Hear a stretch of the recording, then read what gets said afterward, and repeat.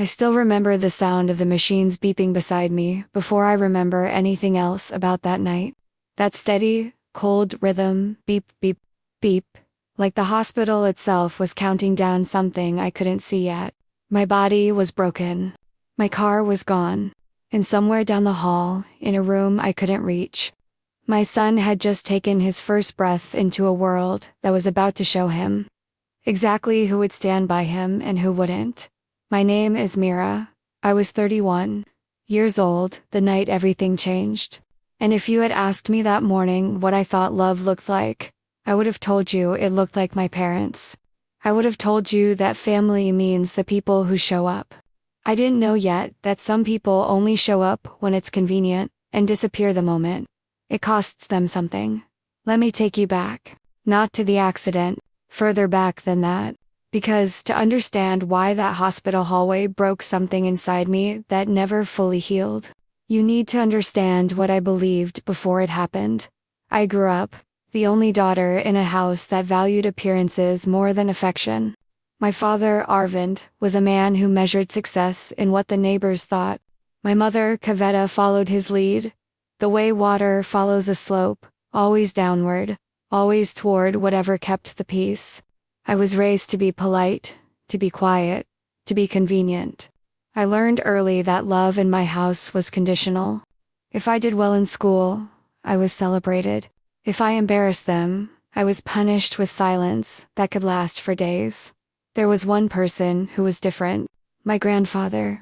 My father's father. We called him Boji. He was the only person in that house who ever looked at me like I was already enough, without needing to prove it.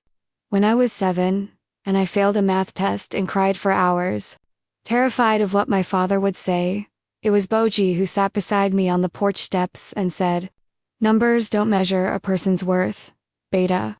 Only kindness does. And you have more of it than anyone in this house." I didn't understand then how much I would need to remember those words. I met my husband, Raghav, when I was 20. He was gentle in a way I hadn't experienced, the kind of gentle that doesn't announce itself, that just quietly makes space for you. We married a year later, and my parents approved, mostly because his family had a good name and a good income. Approval, in my house, was always a transaction. For 3 years, life felt steady. Not perfect, no life is, but steady. And then I got pregnant. I want you to understand something about that pregnancy. It wasn't easy. I had complications from the second trimester onward. Doctors used words like high risk and monitor closely, words that made my chest tighten every time I heard them. Raghav was attentive, present, scared in the way a father-to-be should be. But my parents treated my pregnancy the way they treated everything else in my life, as something to manage from a distance, something that didn't require their presence, only their opinions. "Don't be so dramatic," my mother told me once when I called her crying after a difficult scan. "Women have babies every day. You're not the first." I remember hanging up the phone and staring at the wall for a long time, wondering when exactly I had stopped being her daughter and started being an inconvenience. But what I didn't know that day, what I couldn't have known, was that the real test of who my family was hadn't come yet. It was still waiting for me, 3 weeks before my due date, on a rain-soaked road at 11 at night. I was driving home from a checkup. Raghav was out of town for work, called away for an emergency at his company 2 days earlier, promising he'd be back before the baby came. I hadn't wanted to worry him, so I went to the appointment alone. The roads were slick. A truck ran a red light. I remember the headlights. I remember the sound of metal folding in on itself. And then I remember nothing, until the beeping. When I woke up, a nurse was leaning over me, her face tight with something I didn't want to name. "Mira," she said gently, "you're safe. But we had to deliver the baby early. He's stable. He's small, but he's stable. 3 weeks early. Ripped into the world by force, the way I had just been ripped out of unconsciousness." "Where is he?" I asked, my voice raw and unfamiliar to my own ears. "NICU. He's being monitored. You'll be able to see him soon." I want you to imagine what it feels like to become a mother and not be able to hold your child. To know he exists, somewhere down a hallway you can't walk. And that he is small, and alone, and new to a world that had already hurt him before he understood what pain was. I called my parents from the hospital bed, my hands shaking so badly I could barely hold the phone. I told them everything, the accident, the early delivery, the NICU, the fear clawing through my chest. I told them I needed them. There was a pause on the line. A long, cold pause that I would replay in my mind for months afterward. "We're in the middle of your cousin's engagement preparations," my mother said finally. "It's a lot right now. Mira, can Rogov's family handle it?" Raghav's parents lived 4 hours away and were themselves elderly, unable to travel quickly. I told her I needed her. Not eventually, not when convenient, but now, tonight. While I lay in a hospital bed, unable to walk to see my own newborn son. "You'll be fine," she said. "You always are." And then, because apparently that wasn't enough, my father took the phone and added the words, "I will never, as long as I live, be able to erase from my memory. Don't make this bigger than it is. Hospitals handle these things. That's what we pay them for. That's what we pay them for." As if my son, his own grandson, lying in an incubator 3 weeks early because his mother had nearly died on a rainy road, was a service to be outsourced. As if love came with an invoice, and they'd already decided not to pay it. I hung up the phone and I did not cry. That surprised me more than anything. I think somewhere inside me, some quiet, wounded part of my heart had already known this was coming. Had been waiting for it, almost bracing for it. The way you brace for weather you've seen on the horizon for years. What I didn't know, what none of us knew that night, was that 4 hours away, in a small house with a garden he tended every morning, an 81-year-old man had just picked up his own phone, and what he was about to do would change the course of my entire family, forever. Asterisk, the hours after that phone call are still blurred in my memory. The way grief blurs everything it touches. I remember a nurse wheeling me down a hallway sometime after midnight, finally allowing me to see my son through the glass of the NICU. I remember pressing my palm against that glass, unable to hold him, unable to do anything but look at this tiny, impossibly fragile human who had already survived, more than most people survive in a lifetime. He had a tube taped gently to his cheek. His chest rose and fell in small, urgent breaths. And I remember thinking, with a kind of clarity that only comes in the worst moments of our lives, I am the only person in this world who has to show up for you right now, and I am too broken to even hold you. That thought nearly destroyed me. Raghav arrived the next morning, having driven through the night the moment he got my call. I have never seen a man look so simultaneously relieved and devastated. He held my hand and pressed his forehead against mine and whispered apologies for something that was never his fault. His parents arrived by evening, exhausted from the journey, but present fully. Completely present, the way family is supposed to be. My parents did not come. Not that day. Not the next. I want to pause here and tell you something important. Because I think it's easy, hearing a story like this, to imagine the villain as someone cruel in an obvious way, someone who screams, who threatens, who does something dramatic enough to be instantly recognizable as wrong. But that's not how most betrayal works. Most betrayal is quiet. It's a phone that doesn't ring. It's a car that never pulls into the hospital parking lot. It's silence stretched so long that it becomes its own kind of violence. By the third day, I had stopped waiting for them to come. Something in me, some final, threadbare thread of hope, simply gave out. I remember lying in that hospital bed at 2 a.m, listening to Raghav breathe steadily in the chair beside me, and feeling a strange, hollow kind of peace settle over me. Not acceptance, not yet. Just exhaustion so deep it resembled calm. But what I didn't know that night, what I wouldn't learn until the next morning, was that my grandfather had spent those same 3 days doing something none of us Expected Boji was 81 years old. He had a mild heart condition. He lived alone since my grandmother passed, in the same house he'd lived in for 50 years. 4 hours from the hospital where I lay with a newborn son I still hadn't been able to properly hold. When my mother told him, dismissively, in passing, the way you'd mention a minor inconvenience, that I'd had the baby early and was in the hospital, something in him went very still. He didn't ask permission from anyone. He didn't wait for someone to organize a car, or coordinate a visit, or make it convenient. He called a neighbor's grandson, a young man named Dev, who sometimes drove him to his medical appointments, and he asked him to take him to me. Immediately. That same hour. Dev told me later, months later, once I finally had the strength to ask, that Bauji had barely spoken during the 4-hour drive. He'd just sat with his hands folded in his lap, staring out the window. His jaw set in a way Dev said he'd never seen before. He looked like a man going to war, Dev told me. Not sad, angry, focused. He arrived at the hospital at 6 in the morning on the 4th day.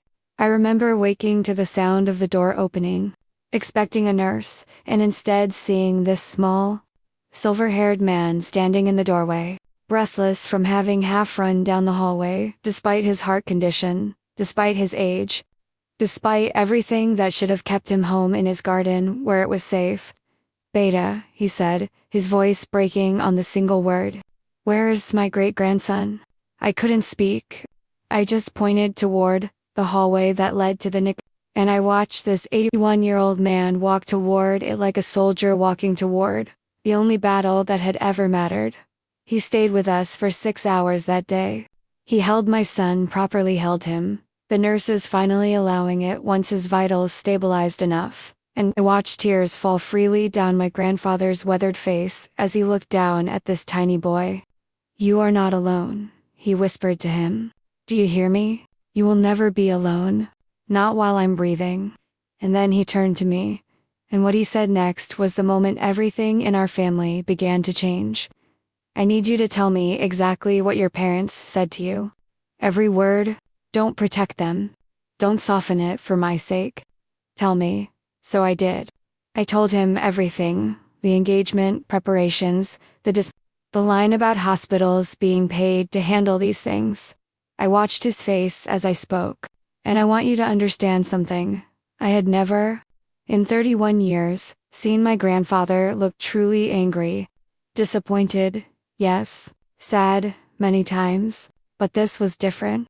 This was the quiet, controlled anger of a man who had spent decades holding his tongue for the sake of family peace, and who had finally reached the end of his patience. I raised your father better than this, he said. More to himself than to me. Or I thought I did. Perhaps I raised him well enough, and he chose this path anyway. That's worse, in some ways. A man who was never taught kindness might be forgiven for not knowing it. A man who was taught kindness and abandoned it anyway, that is a choice. And choices have consequences. I didn't know then what he meant by consequences. I assumed he meant a conversation. A stern talking to. The kind grandparents give when they're disappointed in their grown children. I had no idea how far Boji was prepared to go. Over the following weeks, as I recovered and my son, we named him Arav, grew stronger in the NICU. My parents finally did visit. Once. They stayed for 40 minutes. Took photos for what I now recognize was purely appearance's sake. And left with promises to come back soon that both of us knew were hollow, even as they were spoken. But Boji came every single week. He would have Dev drive him the 4 hours, spend the day with us, and drive back the same evening because he refused to be a burden by staying over. Each time, he brought something small. A hand-knitted blanket he'd had a neighbor make. A silver spoon that had belonged to my grandmother. A book of poems he wanted to read to Arav, even though the baby couldn't understand a word yet. Presence is a language too, he told me once. When I asked why he insisted on coming every week, despite his health. Before he understands my words, he'll understand that I show up. That's a language every child learns first. whether we mean to teach it or not. It was during one of those visits, about 2 months after Arav was born, that Boji told me what he'd decided to do. I remember exactly where we were standing, in the small kitchen of the apartment. Ragov and I shared, the afternoon light slanting through the window. Arav sleeping in his bassinet in the next room. "I've changed my will," Boji said simply, stirring sugar into his tea as if he were discussing the weather. "Your father was set to inherit everything. The house, the land, the savings I've built over 60 years of work. I've restructured it. The majority now goes into a trust for Arav, to be managed by you and Ragov, until he comes of age. Your father will receive a small, symbolic amount. Enough to know it wasn't forgotten. Not enough to matter." I stood there stunned, my tea growing cold in my hands. "Bauji, you don't have to. I don't have to do anything," he interrupted gently but firmly. "That's exactly the point. For 60 years, I did what family expected of me, even when it cost me things I valued. I stayed quiet when your father made choices I disagreed with. I told myself that keeping peace mattered more than being right. But watching what he did to you, to my great-grandson, in his first days of life, I understood something. Peace built on silence isn't peace. It's just delayed consequence. And I'm not willing to delay this one any further." He paused, setting down his tea, and looked at me with an intensity I'll never forget. "Your father chose convenience over his daughter's need. He chose appearances over his grandson's first days of life. I cannot undo the pain that caused you. But I can make sure it costs him something. Not out of cruelty, Mira. Out of justice. There's a difference, and I need you to understand it.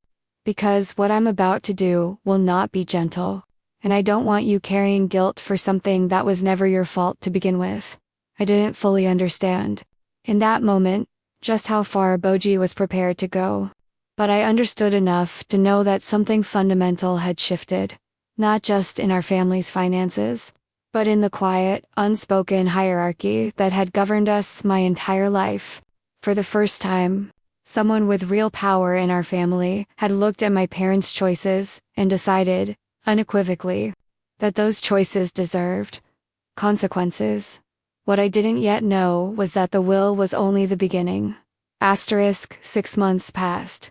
Arav grew from a fragile, 3-week Hurley newborn into a round-cheeked, giggling baby who had somehow inherited his great-grandfather's steady, watchful eyes. Raghav and I settled into the exhausted, overwhelming joy that new parents know, sleepless nights. Milestones celebrated in whispered voices so we wouldn't wake him. The slow rebuilding of a life around this small person who had already survived so much.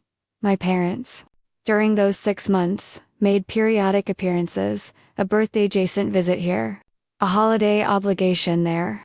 Each time, I watched them perform warmth, for photographs, for relatives, for anyone watching. And each time, I felt less and less inclined to perform gratitude in return. Something in me had hardened, not into bitterness exactly, but into clarity. I no longer needed their approval the way I once had. Bauji's presence in those early, terrifying days had taught me what real family support looked like. And I could no longer pretend that what my parents offered was the same thing wearing a different face. Meanwhile, continued quietly rebuilding the family's foundation, not through confrontation, not through dramatic arguments, but through the slow, deliberate redistribution of what mattered. He spent more time with Arav than he had spent with me or my cousins combined during our own childhoods. He taught Raghav how to graft fruit trees in his garden. He began, gently, to include me in decisions about the family property. Decisions my father had always made unilaterally. My father noticed, of course. You cannot quietly shift the center of gravity in a family without the people losing power, feeling the ground move beneath them. He called me twice during those months, his voice tight, with a kind of controlled panic I'd never heard from him before. "Your grandfather is being unreasonable," he said during the second call. "He's an old man, Mira. He's not thinking clearly. This trust nonsense, cutting me out of decisions, it's not right. You need to talk to him." Talk to him about what, exactly? I asked, and I remember my own voice sounding strange to me. Calm. Steady. Entirely unlike the anxious, appeasing tone I'd used with my father for 31 years. About the fact that he showed up when you didn't. About the fact that he held his great-grandson while you were too busy with an engagement party to answer your phone. Silence. The same cold, familiar silence I'd heard from that hospital bed. That's not fair, he finally said. You're being dramatic. It was one difficult week. People make mistakes. It wasn't 1 week, I said. It was a pattern you'd been building my entire life, and that week just happened to be the one where the costs became visible. Boji isn't confused, Papa. He's finally seeing clearly, maybe for the first time in decades. He hung up on me. It was the first time in my life I had spoken to my father that way, and instead of the fear I expected to feel, I felt something closer to relief. Like I had finally set down a weight I'd been carrying since childhood, without ever realizing how heavy it was. The real reckoning, though, came 4 months later. At a family gathering none of us could have predicted would become what it did. It was my cousin's wedding, the same engagement. My mother had prioritized over my hospital bed the year before. The whole extended family had gathered, nearly 80 people, in a banquet hall strung with marigolds and fairy lights. My parents were there, performing their usual roles as respected elders. Bauji sat quietly at the head table, Arav asleep in my arms beside him, Raghav's hand resting warm on my shoulder. Midway through the reception, during the customary toasts, my father stood to give a speech. It was full of the usual sentiments: family, tradition, blessings for the new couple.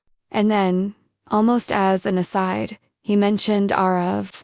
And of course, he said, raising his glass with a practiced smile, we're all so blessed to welcome the newest member of our family, little Arav, who arrived early but strong. Surrounded by so much family love, I felt something in my chest go cold, and then, unexpectedly, hot. Surrounded by so much family love, as if he hadn't been 4 hours away, unreachable, prioritizing an engagement party over his own grandson's survival. As if the story he was telling this room full of relatives bore any resemblance to what had actually happened. I don't know what would have happened if I had spoken up myself. Probably nothing good, a scene, tears, the kind of confrontation I'd spent my whole life avoiding. But I didn't have to, because Bauji rose from his seat before I could even process what I was feeling. The room quieted instinctively. Even at 81, even leaning slightly on his cane, Bauji commanded a kind of attention that came from decades of quiet dignity, not volume. I'd like to add something to that toast, he said, his voice carrying clearly across the banquet hall. Since my son mentioned family love surrounding my great-grandson's early arrival, I think it's only fair the room knows exactly what that love looked like. I watched my father's face change in real time, the practiced smile faltering, replaced by something like panic. Bauji, my father started. This isn't the place, it's precisely the place, Bauji said. Since you chose to make a public claim about private events. When my great-granddaughter, he corrected himself gently. My great-grandson, forgive an old man's tongue, was born 3 weeks early after his mother nearly died in a car accident. I drove 4 hours through the night to be at that hospital. Not because anyone asked me to, because that is what family does. And when I arrived, I learned that my son and daughter-in-law had been called, and had chosen an engagement party over their own daughter's hospital bed. I learned that when she begged for their presence, she was told hospitals were paid to handle these things. You could have heard a single marigold petal fall in that room. 80 faces turned toward my father, whose composure was crumbling in real time. So no, Bauji continued, his voice softening now. No longer sharp with confrontation, but heavy with something closer to grief. Arav was not surrounded by family love in his first days. He was surrounded by the love of his mother, his father, and an old man who understood that showing up isn't optional when someone you claim to love is suffering. I say this not to humiliate my son, though I understand it may do that. I say it because I am tired of watching this family perform love in public while withholding it in private, and I am too old to keep pretending I don't see it. My mother had gone pale beside my father, her hand gripping the edge of the table. Around the room, I could see relatives exchanging glances, some shocked. Some, I realized with a strange kind of validation, as if this was a truth many of them had suspected but never had the courage to name. My father sat down heavily, his toast unfinished, his glass still raised uselessly in his hand. He didn't speak for the rest of the reception. Neither did my mother. I want to be honest with you about what I felt in that moment, because I think revenge stories often skip over this part, the complicated, uncomfortable feelings that come even when justice finally arrives. I didn't feel triumphant. I didn't feel the clean, satisfying vindication you might expect. I felt something closer to grief for the relationship with my parents I had always hoped might someday exist, and the final, public confirmation that it likely never would. Not in the way I'd once imagined, but underneath that grief, quieter but steadier, I felt something else too, relief. The relief of finally being seen, of having someone whose opinion had shaped my entire understanding of worth and love since childhood, stand up in a room full of 80 people and say, clearly, without hedging, what happened to you mattered. And it was wrong. In the months that followed, my relationship with my parents didn't dramatically repair itself the way it might in a neater story. My father called once, weeks later, in a voice stripped of its usual authority, and offered something that was almost, but not quite, an apology. I didn't realize how it looked, he said, which wasn't the same as saying he understood how it felt. My mother never called at all. Some wounds, I've learned, don't heal just because the truth finally gets spoken aloud. Sometimes truth simply changes the shape of the distance, rather than closing it. But Boji became something in Arav's life that I don't think even he expected to become. He visited every week until his health made the drives impossible, and even then, we brought Arav to him instead. He taught my son to plant seeds before he could properly walk, to sit still long enough to watch a bird build its nest, to understand that patience and presence were their own kind of love language, more honest than any speech given at any wedding. Boji passed away when Arav was 4 years old. At the funeral, as I stood holding my son's small hand, I thought about that hospital hallway, that beeping machine, that phone call where my parents chose convenience over presence. I thought about an 81-year-old man who got in a car within the hour, who held a newborn he'd never met as if he were the most important person in the world, because to him, he was, I think, about what real family means differently now than I did before that night. I used to believe family was defined by blood, by obligation, by the roles we're assigned at birth, daughter, mother, grandson. I don't believe that anymore. I believe family is defined by who shows up when showing up is inconvenient, who drives 4 hours through the night with a bad heart because someone they love is suffering, who stands up in a room full of people and tells the truth, even when the truth is uncomfortable, even when it costs them something my parents taught me, in the cruelest way possible, what absence feels like. But Boji taught me something more valuable. He taught me what presence looks like, and he made sure that lesson would outlast him. Planted in my son the way he planted seeds in that garden he tended his whole life. Arav is 7 now. He still talks about his great-grandfather, about the garden, about the poems Boji used to read him before he could understand the words. And every time he does, I'm reminded that some kinds of love are so deeply rooted, they keep growing long after the person who planted them is gone. If there's one thing I hope you take from this story, it's this. Love that only shows up when it's convenient was never really love to begin with. It was performance. And performance always eventually reveals itself for what it is, usually in the moment you need it most. Show up for the people you love, not when it's easy, not when it photographs well. Show up especially when it's hard, when it's inconvenient, when no one else is watching. That's not just love. That's the whole point of family.